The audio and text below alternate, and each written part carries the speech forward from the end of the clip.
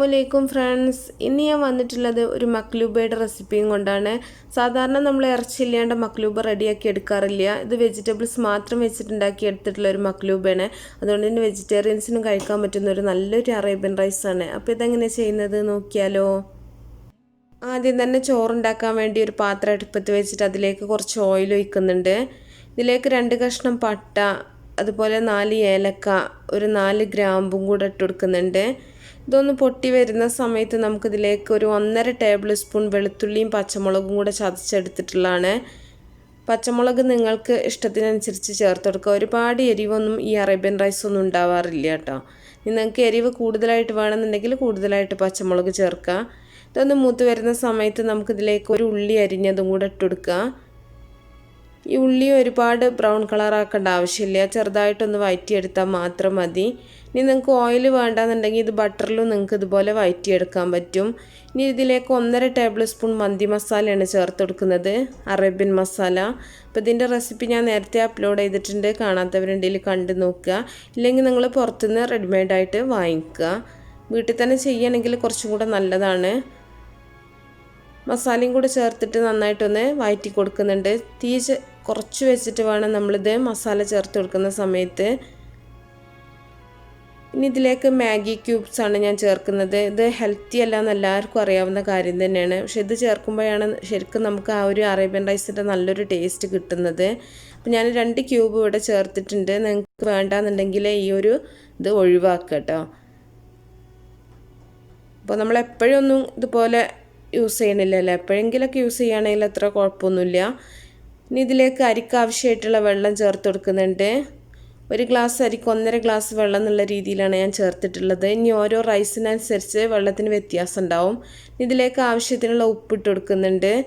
ചില റൈസിന് 1 ഗ്ലാസ് അരിക്ക് 2 ഗ്ലാസ് വെള്ളം വേണ്ടി വരും കേട്ടോ. അത് നിങ്ങൾ നോക്കിയിട്ട് ചെയ്യുക. ഇതിലേക്ക് ഒരു ഉണങ്ങിയ നാരങ്ങ ചേർത്തിട്ടുണ്ട്. അതുപോലെ 1 നാരങ്ങയുടെ നീര് പിഴിഞ്ഞതും കൂടെ ഞാൻ ചേർത്ത് കൊടുത്തിട്ടുണ്ട്. ഇനി നമ്മൾ കഴുകി കുതിർത്തി വെച്ചിട്ടുള്ള ബസ്മതി റൈസാണ് ഇതിലേക്ക് ഇട്ട് കൊടുക്കുന്നത്.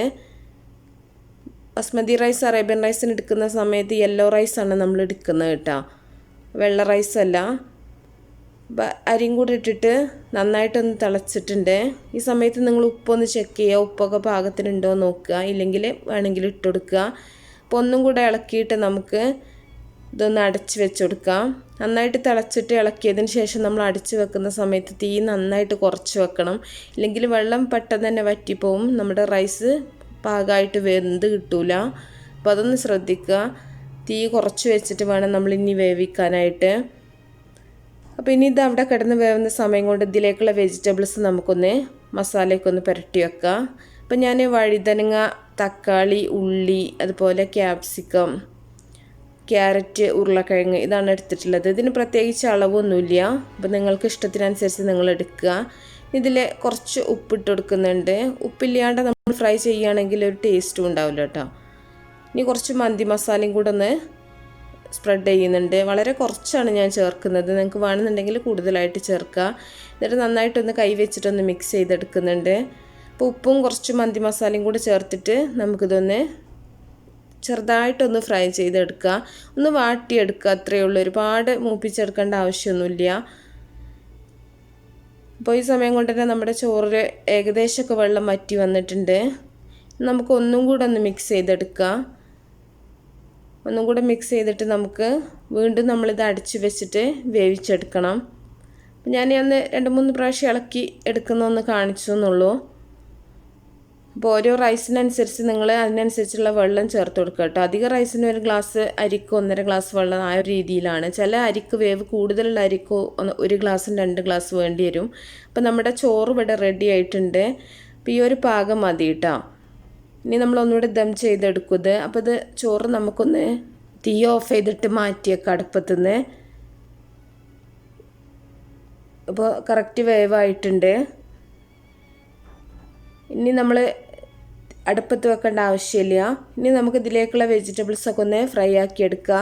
അതിന് വേണ്ടിയിട്ടൊരു പാനിൽ കുറച്ച് ഓയിൽ ഒഴിച്ചിട്ടുണ്ട്.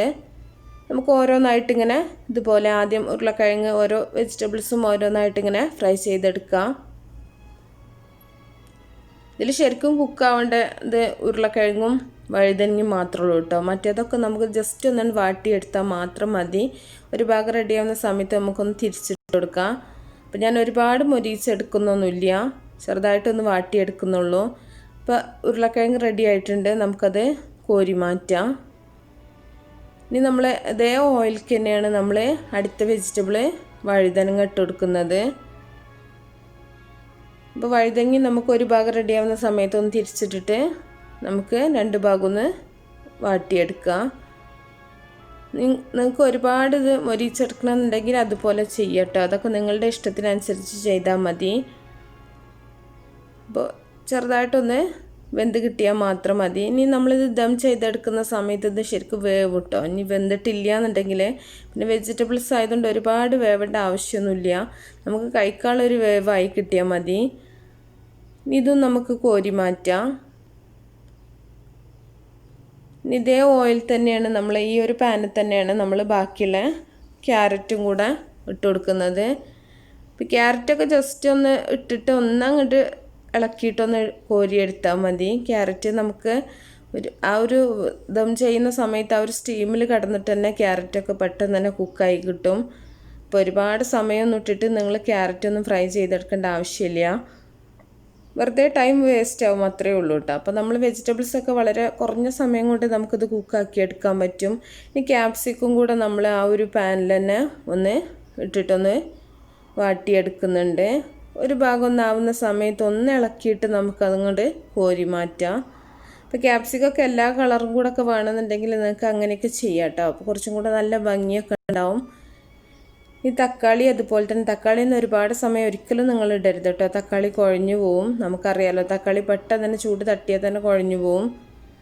അപ്പോൾ തക്കാളി ഒരു ഭാഗം റെഡിയാവുന്ന സമയത്ത് തിരിച്ചിട്ടിട്ട് ഒന്ന് പെട്ടെന്ന് തന്നെ നമുക്കൊന്ന് കോരി മാറ്റാം. ഇനി നമുക്ക് ഉള്ളി ഇതുപോലെ തന്നെ ചെയ്യാം കേട്ടോ. ഈ ഒരു പാനിൽ തന്നെ ഉള്ളിയുടെ ആ ഒരു സ്ലൈസസും നമുക്കിതിലിട്ടിട്ട് ഒന്ന് പെട്ടെന്ന് തന്നെ ഒന്ന് വാട്ടിയെടുക്കാം. ഇനി നമ്മൾ ചോറ് ദം ചെയ്യാൻ വേണ്ടി ഒരു പാത്രത്തിലേക്ക് നമ്മൾ ഫ്രൈ ചെയ്ത് വെച്ചിട്ടുള്ള എല്ലാ വെജിറ്റബിൾസും നമുക്കിതുപോലെ ഇട്ട് കൊടുക്കാം. ഇത് നല്ല ഭംഗിയിലൊക്കെ വേണമെന്നുണ്ടെങ്കിൽ കുറച്ചും കൂടെ നന്നാക്കിയിട്ടൊക്കെ നിങ്ങൾക്ക് ഓരോന്നായിട്ട് ഇങ്ങനെ സെറ്റ് ചെയ്തിട്ട് വെച്ചാൽ മതി. എല്ലാ കളറും ഇങ്ങനെ അതൊക്കെ ഓരോരുത്തരെ ഇതിനനുസരിച്ചിട്ട് ചെയ്യാം കേട്ടോ. ഞാനിപ്പോൾ എല്ലാം കൂടെ അങ്ങോട്ട് ഇട്ട് കൊടുക്കുന്നുള്ളൂ, അങ്ങനെ ഒരു പ്രത്യേകിച്ചൊരു ഇതായിട്ടൊന്നും ചെയ്യുന്നില്ല. കുറച്ച് സമയമൊക്കെ എടുത്ത് ചെയ്യുന്നവരാണെന്നുണ്ടെങ്കിൽ ഓരോന്നും ഓരോ ഇതാക്കിയിട്ട് കളറൊക്കെ ശരിയാക്കിയിട്ട് വെക്കുകയാണെങ്കിൽ കുറച്ചും കൂടെ നല്ല ഭംഗി ഉണ്ടാവും. ഇപ്പോൾ വെജിറ്റബിൾസൊക്കെ ഇട്ടതിന് ശേഷം നമ്മളിതിൻ്റെ മുകളിൽ നമ്മൾ വേവിച്ച് വെച്ചിട്ടുള്ള ചോറാണ് ഇട്ട് കൊടുക്കുന്നത്.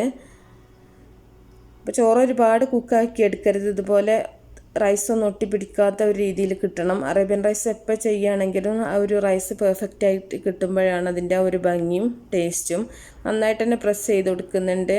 ഇനി ഇത് നമുക്ക് തീ ഓണാക്കിയിട്ട് അടുപ്പിൽ വെച്ചിട്ട് തീ വളരെ കുറച്ച് വെച്ചിട്ട് ഒരു 10 മിനിറ്റ് ദം ചെയ്തെടുക്കണം. അങ്ങനെ ദം ചെയ്തെടുത്തിട്ടുള്ള ചോറാണ് കേട്ടോ അത്. ഇത് ശരിക്കും നമ്മൾ ഒരു ഇതിലേക്ക് നേരെ അങ്ങോട്ട് കമഴ്ത്തിയിടുകയാണ് ചെയ്യുന്നത്, അല്ലാണ്ട് അങ്ങനെ കോരി എടുക്കുന്നില്ല. അപ്പോൾ നിങ്ങൾക്ക് നല്ല കേക്ക് പോലെ വേണമെന്നുണ്ടെങ്കിൽ അതുപോലെ തന്നെ ചെയ്യുക, ഇല്ലെങ്കിൽ ഇതുപോലെ ഒന്ന് പരത്തിയെടുത്താൽ മതി. അപ്പോൾ നല്ല വെജിറ്റബിൾ മക്ലൂബ് ഇവിടെ റെഡി ആയിട്ടുണ്ട്. അപ്പോൾ എല്ലാവരും ഉണ്ടാക്കി നോക്കുക, അഭിപ്രായങ്ങളൊക്കെ അറിയിക്കുക. ഇഷ്ടപ്പെടുകയാണെങ്കിൽ ലൈക്ക് ചെയ്യുക, ഷെയർ ചെയ്യുക. അപ്പോൾ നല്ല നല്ല റെസിപ്പികളൊക്കെ ആയിട്ട് നമുക്ക് അടുത്തൊരു വീഡിയോയിൽ കാണാം.